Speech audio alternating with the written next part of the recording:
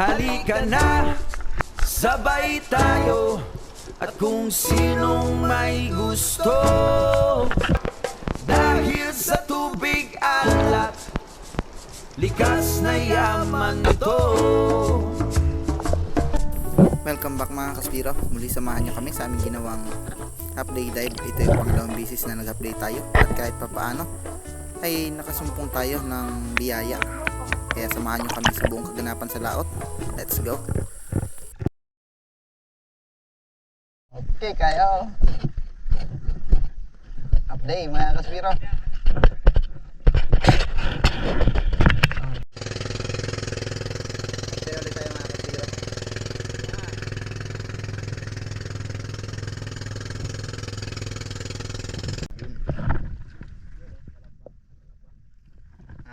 Bali 21 meters. 21?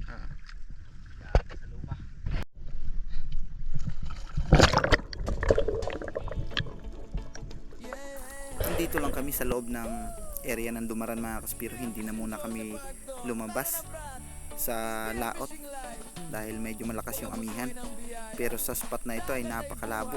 At dito ay meron ako nakitang 2 pirasong coral trout at napako ang paningin ko sa kanila dahil sumuot ito sa bato at inantay kong lumabas, kaya hindi ko napansin na meron palang golden trevally na napakalapit na sa atin.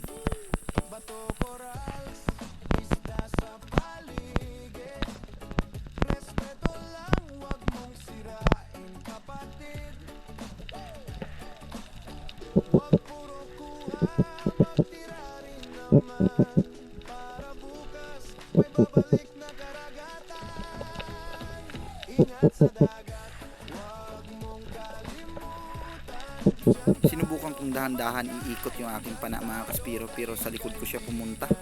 At sinubukan kong lumingon sa kabila, baka doon siya lumusot. Hindi ko na ito nakita, kaya lumutang na muna ako. At nagbaka sakaling sa muling pagsisid ay makikita pa natin ito. At hindi nga tayo nagkamali mga kaspiro, hindi pa ako sumasayad sa sahig ng karagatan ay sumalubong na ito sa atin.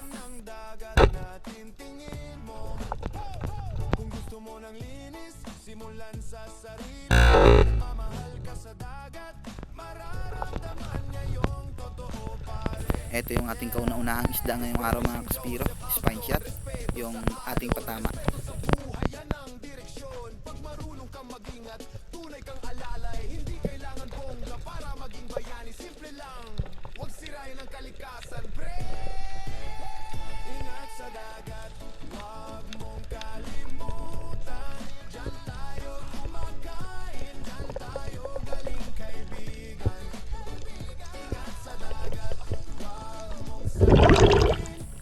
Kadalasan talaga akyat ng mga badlon mga kaspiro umaga at hapon. Kaya lang sa umaga hindi na namin mahabol dahil prepare pa kami ng may babaon nating pagkain sa laot. Kaya sa pagkakataong ito, update na muna kami. Bukod doon ay napakalaki pa rin ng hiba sa umaga.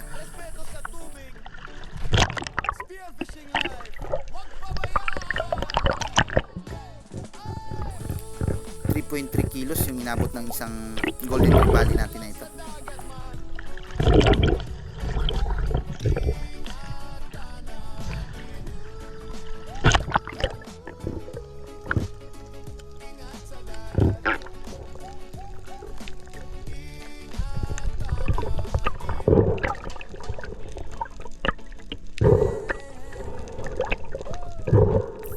Dahil malapit lang ang bangka, dinala ko na muna ito para mas sigurado tayo na masisecure natin ang isda.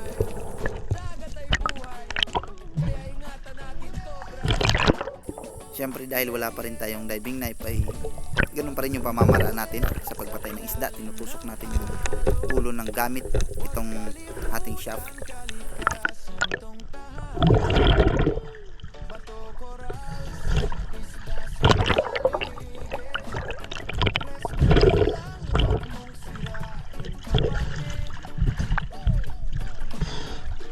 Alright. Yun.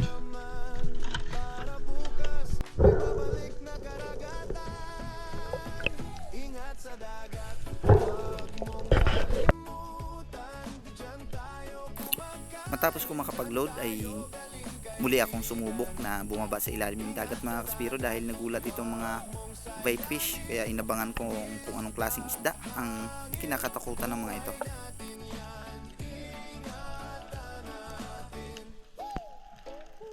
Huwag magtapon ng plastic sa baybayin. Yan ang kalaban ng dagat natin, tingin mo.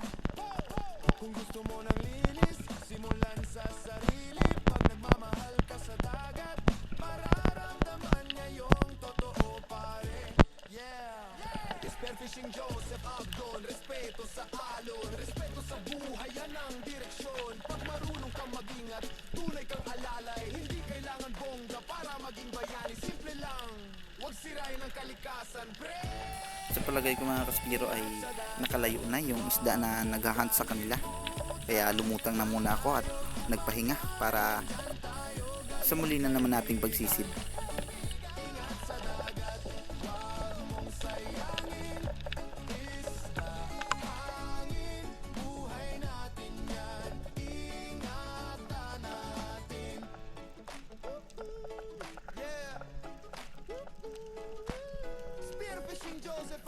Ito yung area na madalas nating hinuhulihan ng mga golden trevally sa mga previous video natin, pero sa pagkakataong ito ay napakalabo pa ng area dito sa loob, kaya madalang natin ito masisid sa ngayon.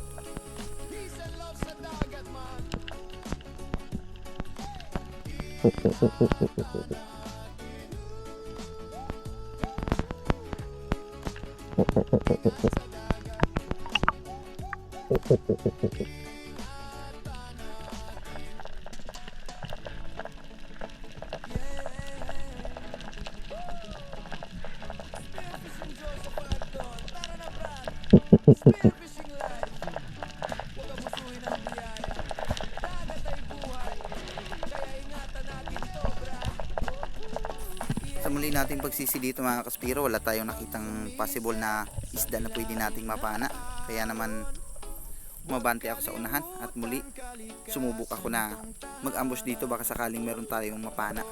At meron ako nakita ditong blue spine unicorn o surahan, kaya inabangan ko na lumapit sa atin para tuluyan nating mapana.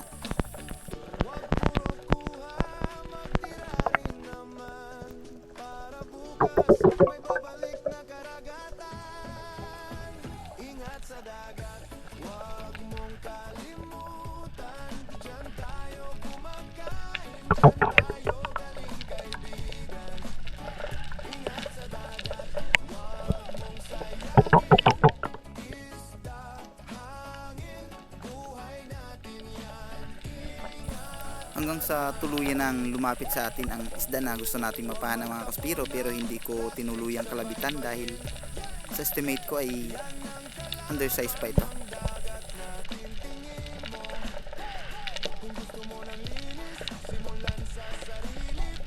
Kaya pagkatapos ng dive na ito ay lumipat na kami ng bahura kasama si Batang Spiro at Silent Hunter Bugoy. Kami pa ring tatlo ang magkakasama.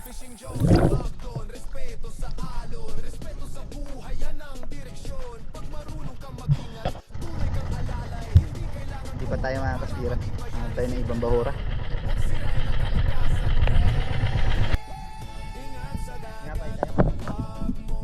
Ayan, ito natin kasama.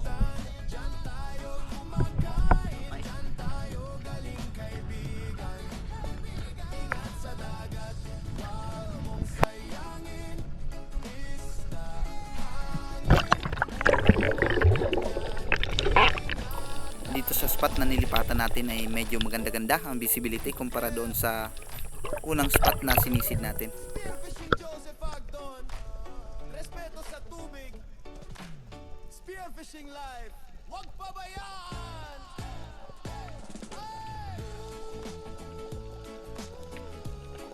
Peace and love sa dagat, man.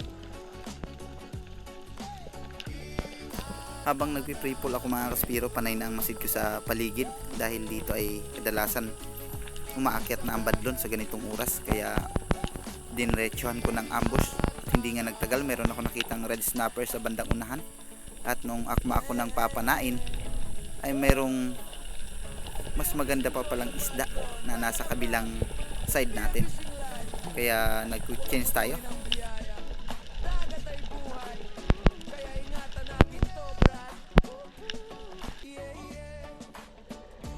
Pag sumisid sa ilalim ng alon, huwag kalimutan kalikasan tong tahanan.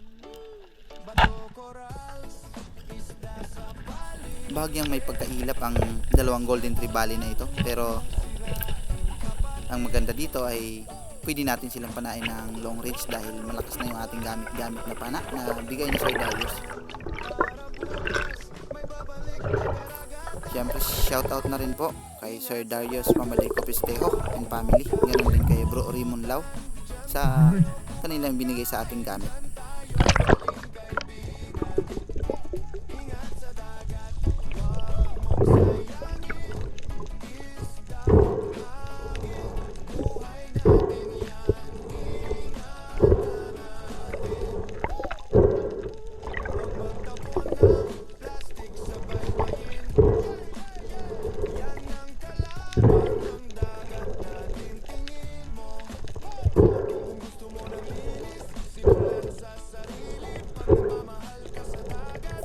Ito yung ating naging pangalawang badlon o Golden Trevally para sa araw na ito.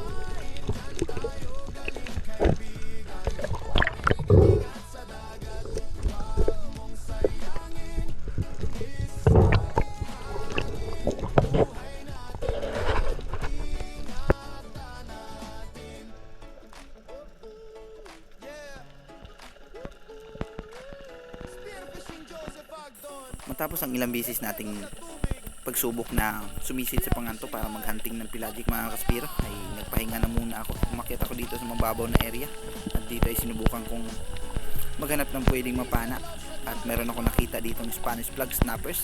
Good size na ito kaya hindi ko na pinalampas.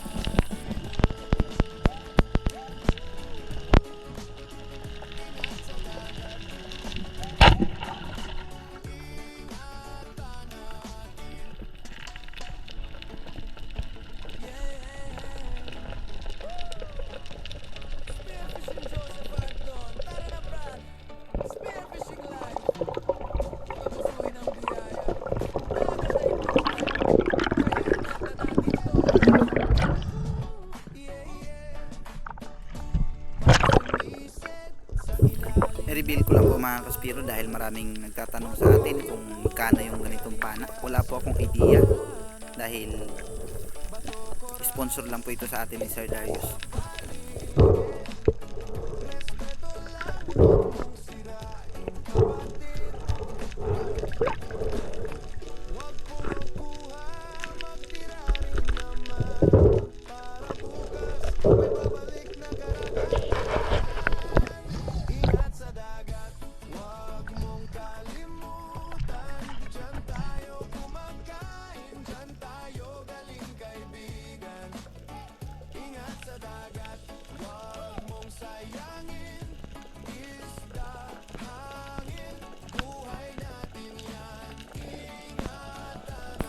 Binalikan ko muli yung area na pinanaan natin kanina ng Golden Trevally at sinubukan kong magbang dahil may red snapper ako nakita dito kanina.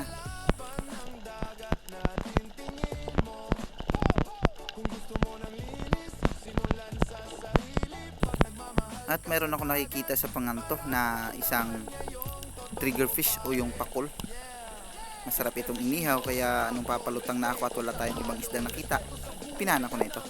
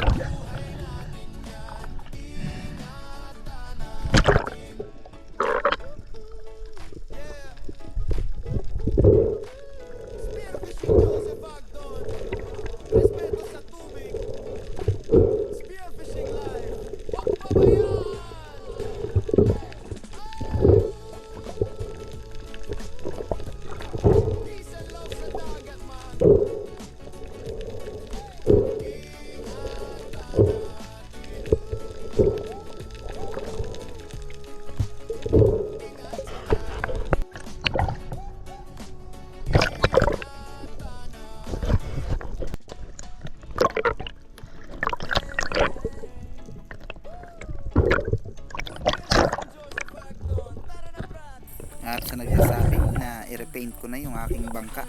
Pasensya na po mga kaspiro dahil araw-araw natin ginagamit kaya hindi natin agad-agad na pwedeng pinturahan. At dapat hapon na kaya sumampa na kaming tatlo para umuwi na.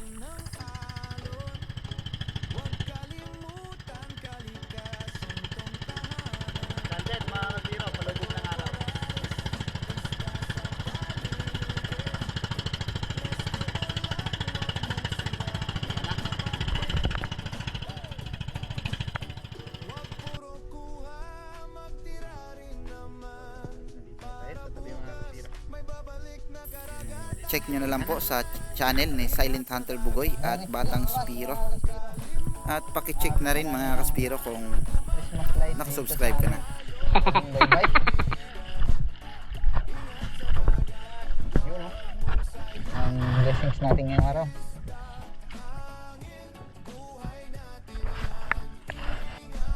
Oh, yun, oh. Mas at kumari para sabihin marami. Pero kahit pa paano meron din naman. Hindi nga lang marami pero ayos na.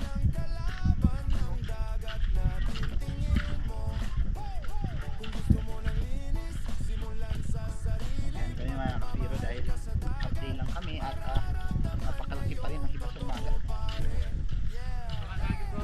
Ito nga mag-agi. Higit na daw kami magdaan ng mga stars.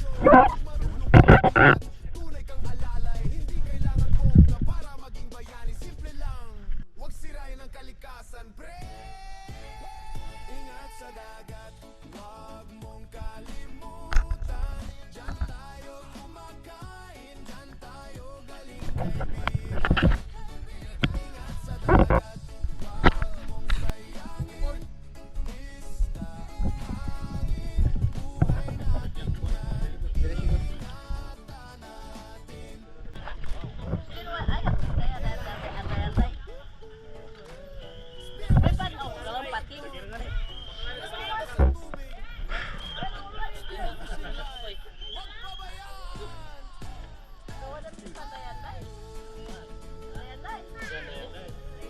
Peace and love sa dagat, ma.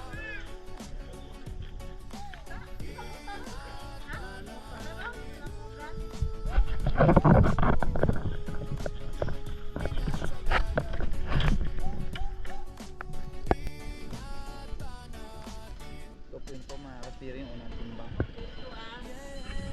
Yung ating unang pinana. 3.3.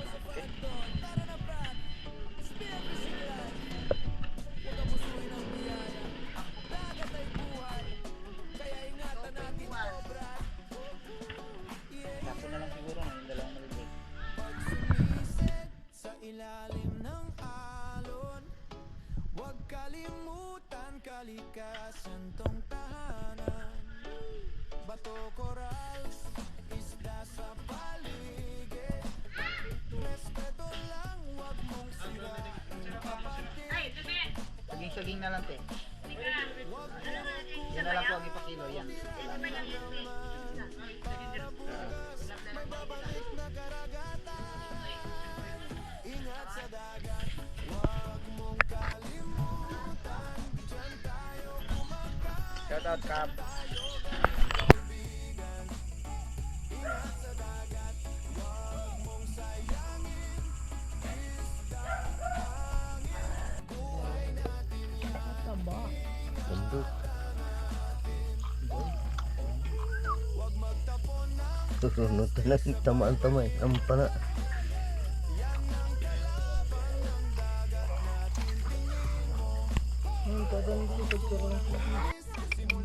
Grabe.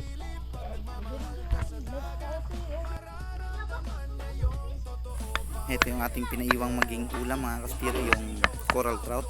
At sa paraan ng partihan namin, ilalabas lang namin yung ginamit namin konsumo, gaya ng gasolina at iba pang dinadala namin sa laot, biskwit. Kaya pagkatapos namin maihati yon ay biyakan na kami tatlo. Sa bawah. Shoutout po tayo mga kaspiro. At alas 2:13 ng madaling araw. Kaya dahan-dahan lang yung busis natin kanina habang nag-voice over tayo. dahil mga tulog na rin yung kasama natin dito sa bahay. Maraming salamat kay Pablo Rafael, left-handed bully. Sir, maraming salamat po sa binigay mong pana. At ganoon din kay Husik Kandol, maraming salamat. Ganoon din kay Pain Expert, One Life History, shout out po. Kay Denise De La Cruz and family ng Nae Cavite. Leonardo Mejorada, maraming salamat din. Bon Portales ng Quezon Province. Ganon din kay Genesis Ongray ng Samar. Maraming salamat din kay Alfredo Di Guzman. Ganon din kay J. Matthew Bayog, shout out din ng Bohol. Judil Melissa, Kasalom TV. Romulo Rosales, maraming salamat po. Rini Alisin ng Pasay City. Ganon din kay Erlin TV. At Elmer Marcon, shout out din kay Johnny Jaekten. Fernando Lacasandeli. At Placedo, shout out din kay Hanford Di San Jose ng Kaluya Antique. Edgardo Franco, kay Sir Nestor, shout out po. Armando Suaverdes, Idi Muradas, Marcelo Bernaldez, Japit Kahildo, kay Tatay, maraming salamat din. Kay Arsenio Capaw, Yuleto Cuesta, Ginny Som Okrancudo, Regine Pasco and family, maraming salamat po. Tony sa Arenas, Sandugo FW, at Modesto Paul. Ganon din kay Life in Farm, Juan Villalobos, shout out din. Joel Antonio, syempre. Romel Navarrete, maraming salamat bro. Mauricio Puas and family ng Camiguin Island. Eduardo Yunson, maraming salamat din. Kay Christian Baliyong, yun. At Ronald Dimbudo, ganon din kay Roberto Patalagsa, Danilo at Chuds Prince Adalim. Alex Bag, shout out din. Kay Christopher Aquino, maraming salamat po. Kay Rebel Dogs, ganon din kay Noel Criston Umuyana at Umayana family. Samuel Prado, shout out po. Kristituto Kawaling, Juan Rocio, Jan Marben Salonga ng Oriental Mindoro, maraming salamat din. Kay Miss Dimple Lim at kay Romel Navarrete. At syempre shout out din kay Peaceful Rabbit, Ron Bundak ng Cagayan Silio, maraming salamat. Kasalom TV, kay Kawan Heart TV, ayan, at kay Hydren Tom, maraming salamat po. Ganon din kay Genesis Ongray at kay Jose Candol, shout out. At maraming salamat pa rin mga Kaspiro sa walang sawang suporta at sa pagsama sa atin sa araw-araw naming ginagawa sa pamamana. Ingat po tayo palagi mga Kaspiro. Kita-kita po tayo sa sunod nating video. Huwag kalimutan kalikasan tong tahanan. Bato, corals, isda sa paligid. Respeto